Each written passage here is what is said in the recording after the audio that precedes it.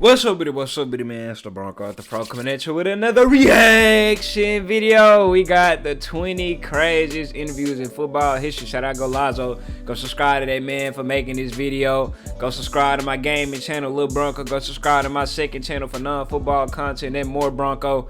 Follow me on Instagram, Twitter, TikTok. Let's see what go down. From a reporter disrespecting Ronaldo's mom to another asking out-of-pocket his mic, bro. These are the I still craziest can't believe interviews he in did football that. history. And first, I ain't gonna lie, I would have had to get up with his ass. I know you mad, my mic is in your face, but I'm doing my job, Nardo. Come on now. I gotta feed my family just like you feed yours on that damn football pitch. This is my job. Now answer these goddamn questions. Respecting Ronaldo's mom to another asking out-of-pocket questions. Erling? These are the craziest interviews in football history. And first, the time one reporter didn't know the name of a player. And Andre is not even my name, mate. It's not even my name, bro. Come on, reporters, you got to do your research. It is a lot of reporters out there. When it comes to, like I say, doing a job, I'm pretty sure they are assigned certain people that they just have to interview and they don't know much about, so they got to pull some shit out they ass and ask questions that they don't really want to know the answer to. They just doing it because they job. But you got to do your research to know somebody's name. It's not even his name, mate. Do you know what I mean? Go on. Dude really let that reporter know. Just like number 19. Because Kevin De Bruyne had enough of reporters disrespecting him and his teammates. Yeah, touchy subject. But what is a golden generation? Don't do that, Kevin. And you say that France and England and Spain and Germany is not a golden generation? Don't do that, Kevin. Okay, thank you. You know what the hell he meant, Kevin. Golden generation as in Belgium's golden generation. Y'all specific country's golden generation. He basically just admitted that they can't fuck with Spain, France, and the rest of those like England. He basically saying, bro, we can't fuck with them. We Belgium, we on a lower tier than them. So you saying they don't got a golden generation too? Don't do that, De Bruyne. See, this is why, stuff like this is why I be like, are you really my favorite player, bro? Yeah, thank you. Bro straight up embarrassed him. But Phil Neville had enough for number 18. Because when he was answering a reporter, he completely lost his cool. Neville? We won fight. No, can I finish speaking? Y'all finna say, you don't hear me talk? Are you gonna interrupt? Can I finish speaking? Okay, because I don't interrupt your question. Okay, so don't interrupt mine. Show some respect. Yeah. That is not how you should act. And no, that is how you should act. But I'm sorry, y'all, for pausing. I already know the deal is. Come on now. How pissed off you, bro? 17. Because one reporter tried everything to get into Ronaldo's head. But instead, this happened. Desde que estoy en España, diz-me un jugador que ha marcado más goles que yo fuera de casa. Uno. ¿No tienes? Cook. That was quiet too. Se c'è qualcosa che ti contraddistingue, che tu hai sempre segnato. And right after, Ronaldo played away against Roma and decided to do this. Ronaldo's onside here.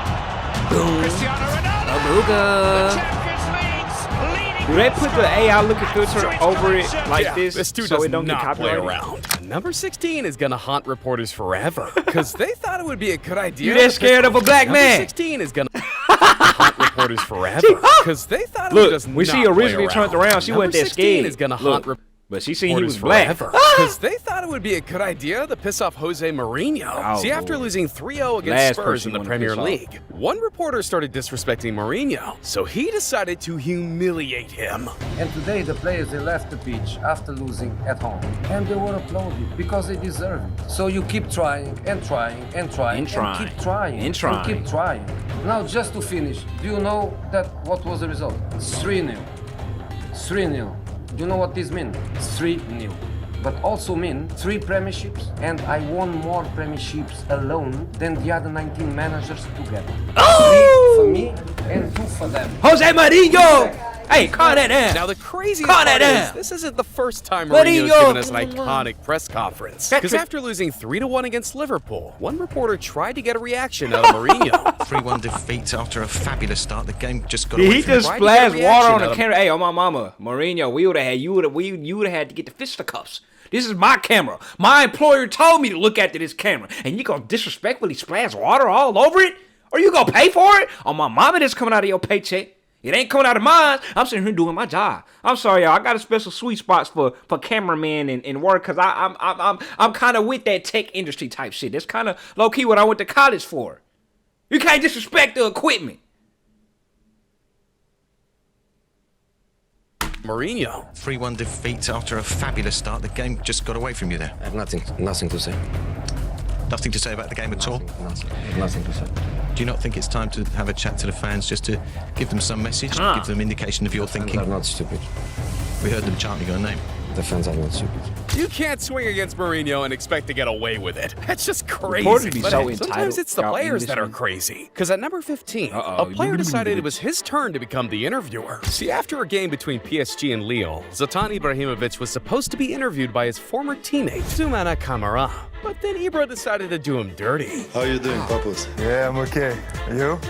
He called You're even more ugly in television than He got it, but... And I even put the makeup, so can you imagine? Man, there's no coming back after that. And neither can the CBS crew. Because for number 14, Erling Haaland humiliated them. See, during a game against Leipzig, Erling Haaland was feeling himself. I thought they was finna talk about Zlatan. I just seen a clip on Twitter when Zlatan went to the CBS Sports Golazo stand, and he was like, dang, y'all couldn't even give me the A squad. Y'all couldn't give me Thierry and Michael Richards and Kate. Y'all had to give me the little backup squad. He said, don't worry, I'll elevate y'all.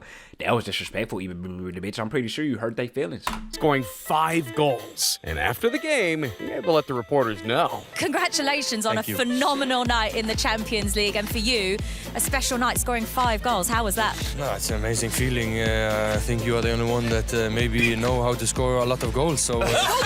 He talking about Thierry Henry. You know Thierry found that funny. This man is a menace. I mean, he straight up cooked them. Jurgen Klopp was a menace at number 13 because he was bamboozled by one reporter. See, before the 2023-24 season, Klopp announced he was going to retire as a football coach. That's when one reporter decided to ask him the dumbest question possible. Is there any player from Sparta squad who wants you for Liverpool? I retire in the summer. Sparks. You want me to take him on holiday or what? This man really embarrassed him in front of everyone. And so did Cristiano Ronaldo at number 12. Because he had the strangest interview in Premier League history. See, during his first season with Manchester United, Ronaldo had a hard time with the English language. Yes, Cristiano, how did you enjoy tonight? Yeah, it's a good game. It's good performance. Team win. It's important. Are you feeling more and more confident with each game? I don't understand. Hey, he was doing good. I understand, sorry. Gary, he's looking confident anyway, Gary. Yeah, he is confident. He's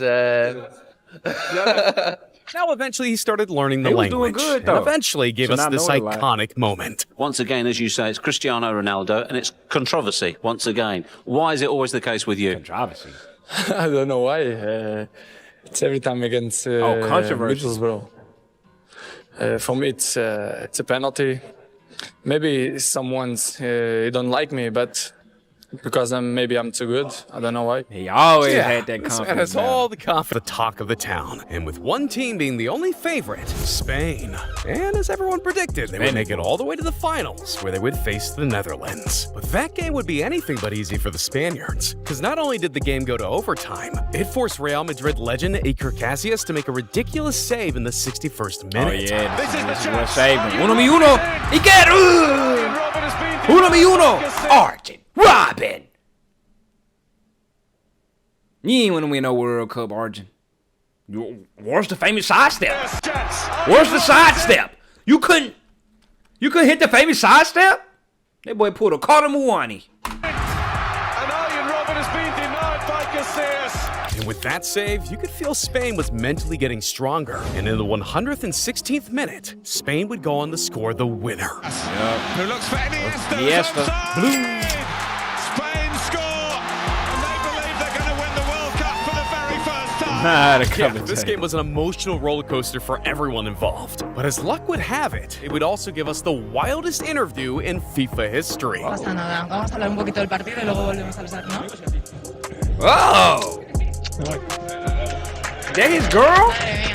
Damn, my man went for it. They gotta be his girl. Reached the No top way. 10. So these I think I moments heard are about just this story. crazy. They're close to insanity. And we gotta talk about the time one reporter started disrespecting Jordan Henderson Look at the way he so looked. bad, it almost created a war. See, after the 2022-23 season, Liverpool and their captain Jordan Henderson decided that after 12 years, it was time to break up. So Jordan did what most players would. He signed to a Saudi he team went to secure Saudi the Arabia. bag. So after just 6 months in Saudi, Henderson decided to make another switch. See, he wanted to get to Europe, and most importantly, he wanted people to stop thinking he was only trying to play for a quick paycheck. So why did you go to Saudi Arabia in the first place, Jordan?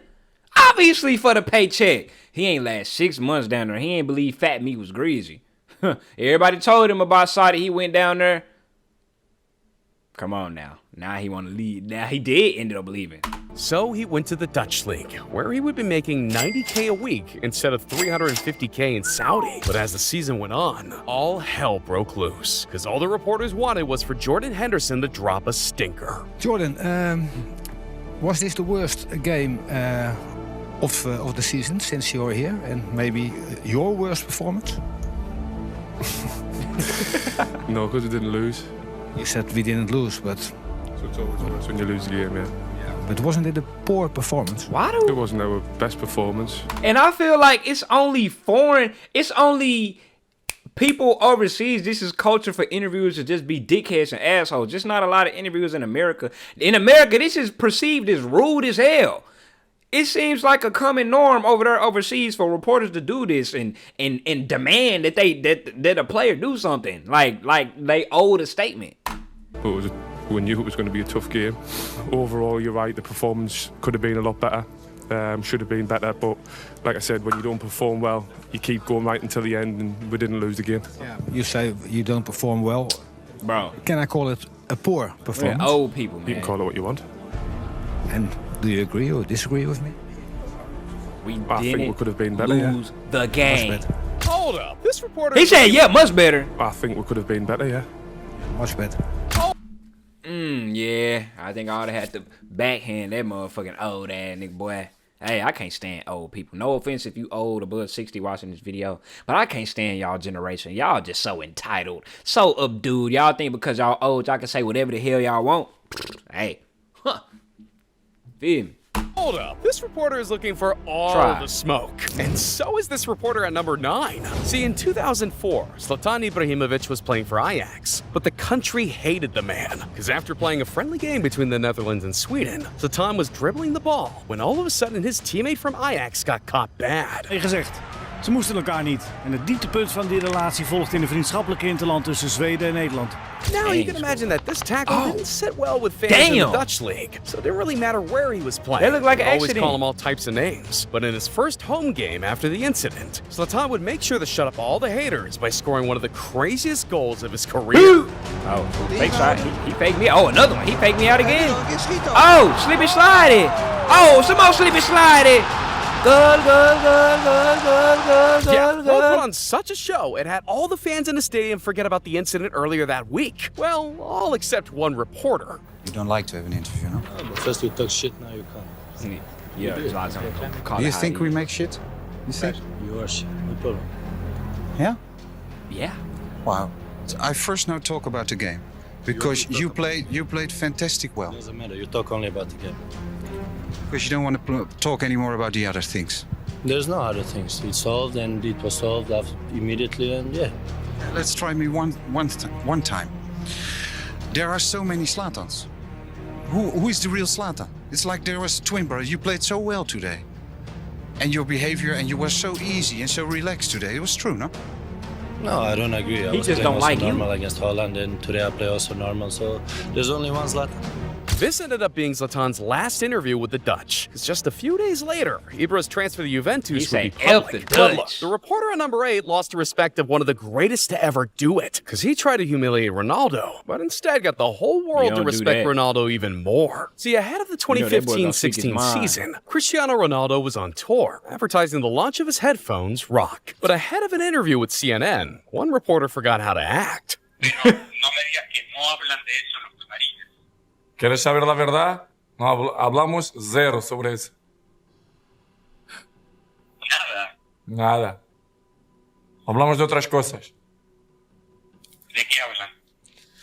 De música, de mujeres, de moda, de zapatos, de maletas, de joyas.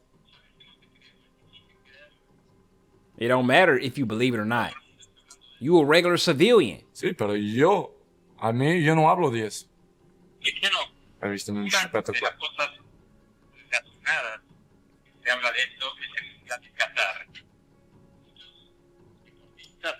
He's so they was talking about the Qatar World Cup.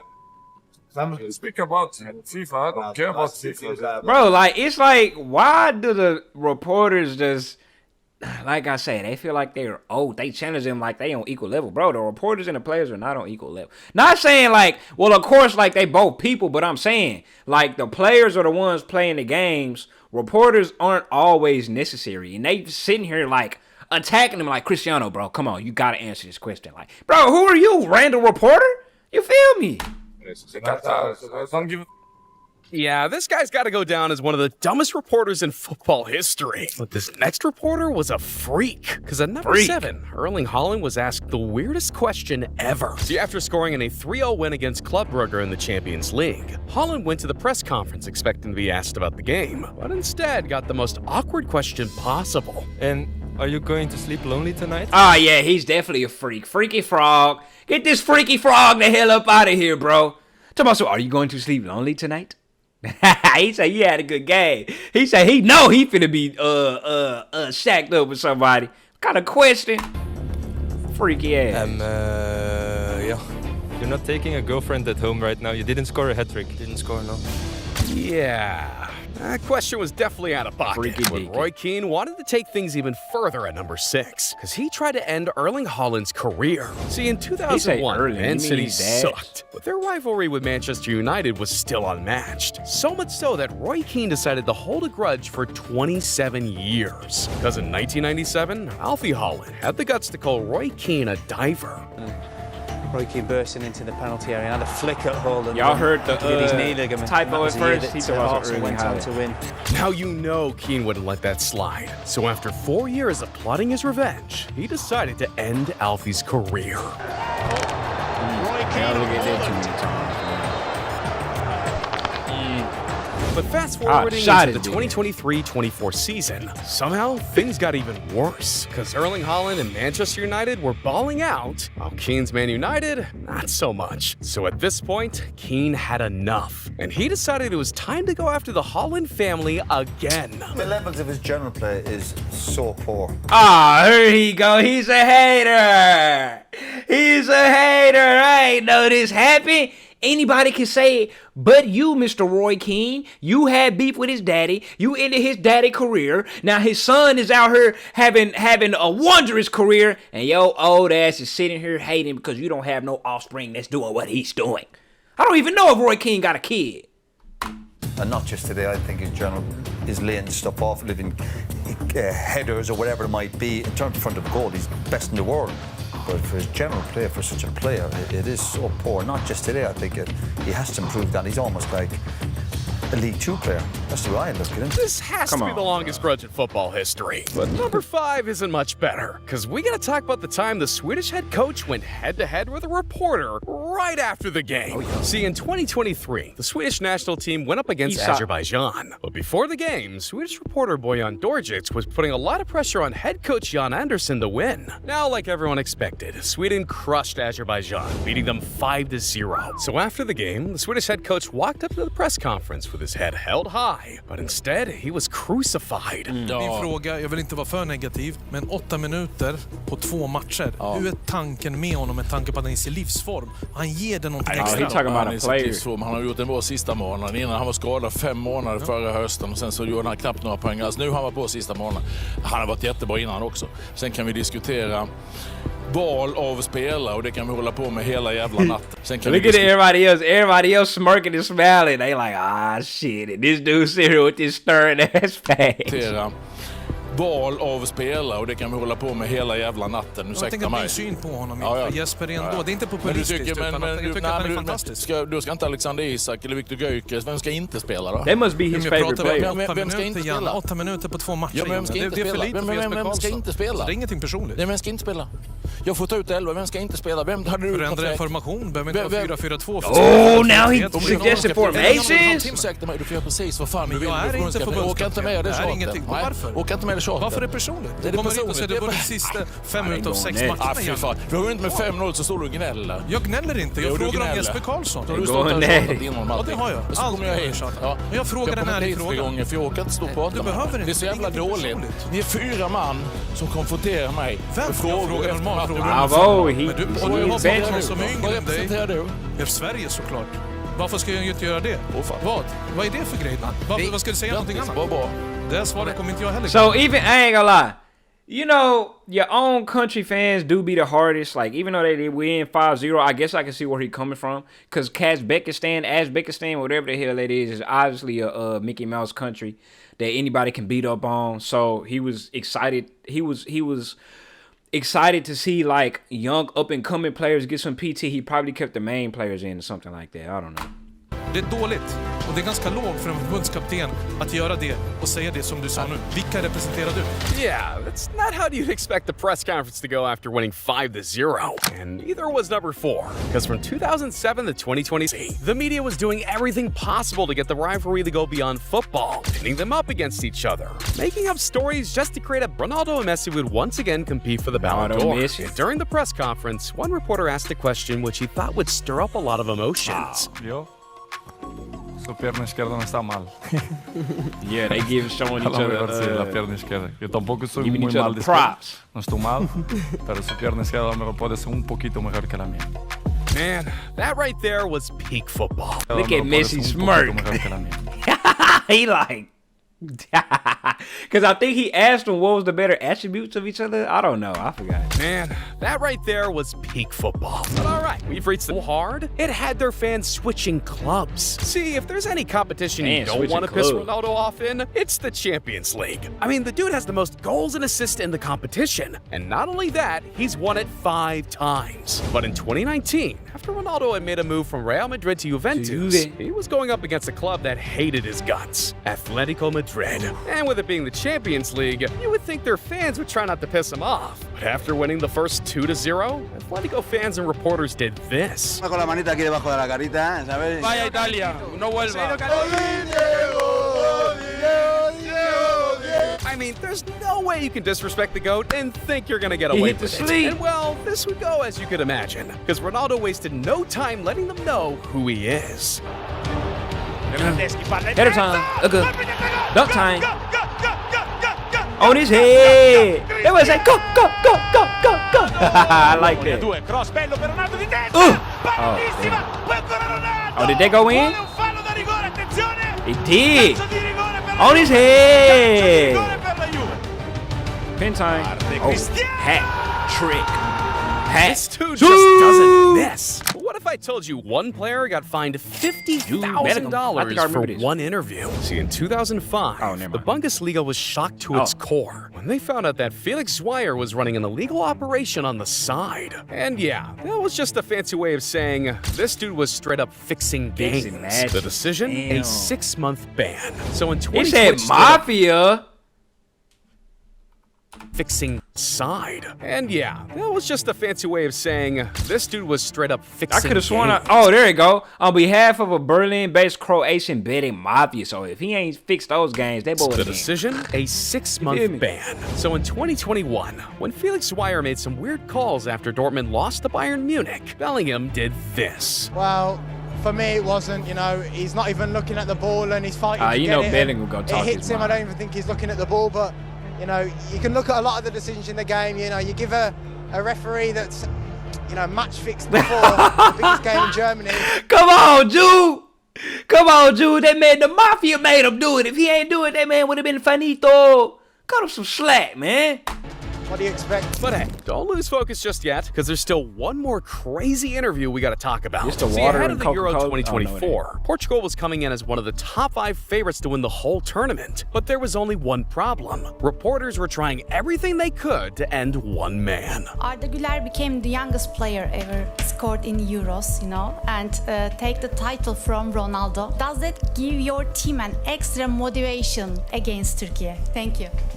No, we're not. I think we all people that we love football. We celebrate big moments, and I think that was a big moment. Yeah, no matter who was at the press conference, the questions would always be the same. What do you think about Ronaldo? Eventually, it went so far that one guy tried telling the coach of Portugal how he should actually set up his team. Well, until he was embarrassed. Good evening, coach. Good evening. He's a legend, considered by millions as the greatest of all time, and of course he adds the element of experience to the team. But at his age right now, do you think using Cristiano Ronaldo as a starter for a 90-minute during the whole tournament is very effective, or there is another way in your mind to use him in the coming games? Can I ask you something? Do you know how many minutes Cristiano played last season? Every game with Al Nassr. Then you're answering your question. Yeah. Trying to insult one of the greatest players in football history? It doesn't get much crazier than that. But imagine sitting on the plane, thinking you're signing a new football contract. Hey, man. Shout out, go Lazo, go Scotty. That man.